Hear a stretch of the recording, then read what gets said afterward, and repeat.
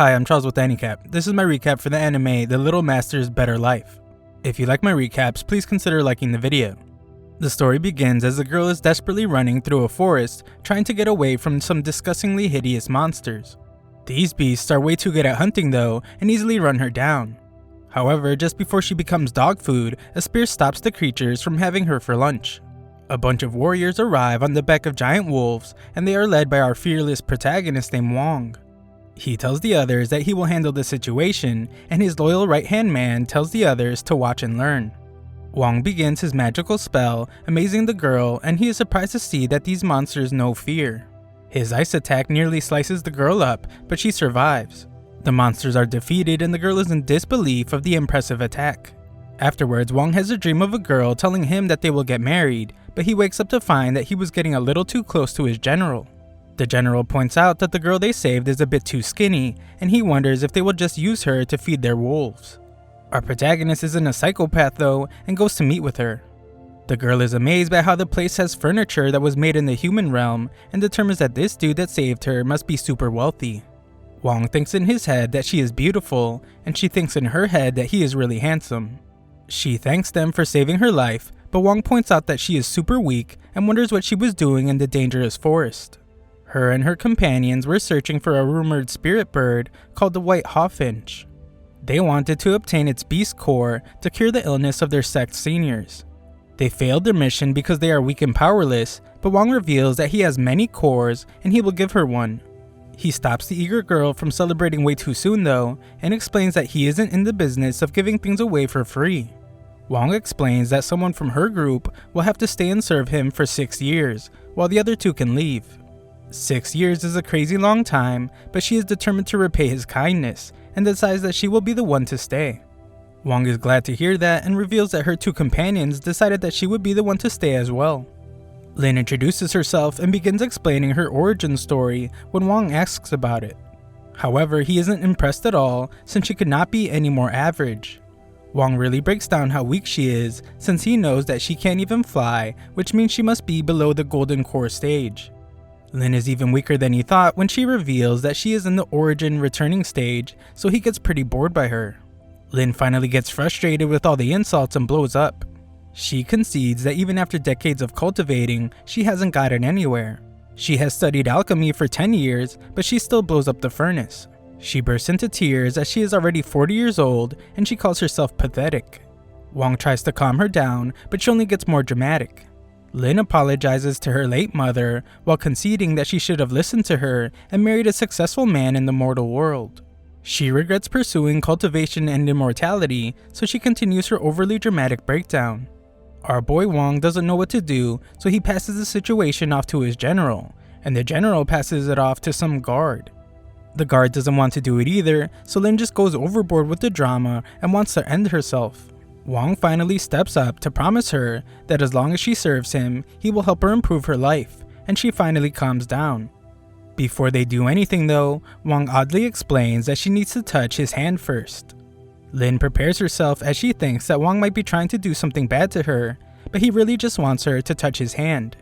As she prepares to touch him, she wonders if this is some kind of ritual. Wong wonders if her touch will break something, and the other guys wonder if women from the human realm will be different from the ones in their realm. The suspense builds as she finally touches his hand, but our boy Wong just ends up passing out. Afterwards, Wong waits to some locals, but only ends up getting frustrated. Lynn arrives, but he doesn't want to talk about what happened. Wong has his men make the place a little more comfortable, and he casually uses magic to frost up some drinks. Wong explains that he just needs her to help him learn about the mortal realm, and he will give her corresponding rewards. He explains that he plans to one day check out the mortal realm, and Lynn thinks that makes him really cool. However, in Wong's mind, he's just trying to figure out a way to cure his strange illness.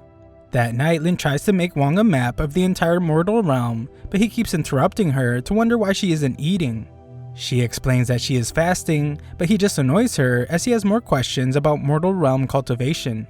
He comes up with an idea to combine the techniques of their two realms, so he has her draw some talisman even though she explained that she isn't very good at it. Lynn is pretty proud of herself when she finishes, but is shocked when she sees how many Wong has made. Wong then wonders how much she knows about a certain incantation, but she is completely lost. She is also really embarrassed at how much more advanced he is, and tells him that she will get back to him on that after she studies the scrolls. Wong has gotten tired though and has Lynn touch his hand so he can pass out. Lynn studies the night away, so Wong must wake her up in the morning as she is sleeping like a pig. Lynn gets upset, but they are both shocked when Wong seems to be absorbing spiritual energy. Absorbing spiritual energy right after the first meditation is unheard of, so Lynn determines that he must be truly talented at cultivation. The pain causes him to cough up blood, but Wong tells her to stay back. He is fine, but he wonders if human cultivation techniques conflict with star summoning techniques.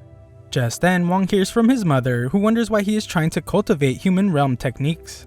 Wong explains that unlike the star summoning techniques, which emphasize spiritual power, the techniques of the human realm focus equally on essence, energy, and spirit. Wong just wants to cure his illness, and he doesn't want to affect their clan. His mother warns him that what he is doing is disrespectful to the Starry Lord, but Wong is determined to practice the techniques of the human realm. She gives him her blessing, and immense power begins surging from his body. She then gives him a necklace that will hide his power from the Starry Lord. His mother explains that once Wong reaches the foundation establishment stage, the Starry Lord's temple won't be able to hinder him. Until then, he must never reveal the techniques of the human realm in their realm, or there will be huge trouble. Lynn has no idea what just happened, so Wong reveals that his mother is the chief senior sun priest of the Starry Lord's temple. Afterwards, Wong takes his walking challenge grandma for a walk. Wong explains that he will be having his chief trial soon and wonders if his father will be returning. His father is still handling business with some other tribe, but negotiations aren't going well, so it might be a while. This happy old lady points out to Wong that the first trial for the future chief is to fight a 300-year-old thorn-back beast. However, his father demanded the capture of a 1,000-year-old one instead. Wong is certain that his father is doing it to make him tougher, but the sneaky old grandma reveals that she instructed the soldiers to injure the beast a little. The two are obviously very close, and she is glad to have a grandson like Wong. Her last wish is for Wong's strange illness to be cured, and she reveals that the general told her about Lynn. Unfortunately, Wong explains that the human realm girl didn't cure him, but he assures her that he will figure it out.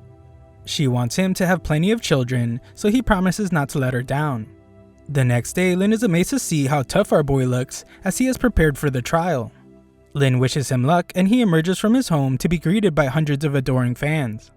Wong makes his way through the village and arrives to find that several guards are having a really hard time holding back the beast. The trial begins and the guards get out of there as fast as they can. Wong is left there with his loyal wolves, and the beast is just moments away from breaking free. Everyone cheers in the distance, but Lynn wonders why a shooting star would appear on such a nice day. The beast finally breaks free, and Wong charges at it with no fear at all. Just then, Wong's mother senses something terrible, and the beast stops its attack.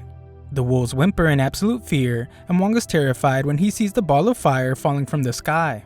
It's approaching rapidly, so the village people run for their lives, and Grandma says that it's a blessing of the Star Lady.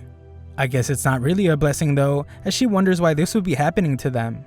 The fireball crashes right in front of Wong, and the entire town is covered in smoke. A gigantic monster can be seen in the dust, and the ferocious monster that Wong was supposed to fight runs away scared out of its mind.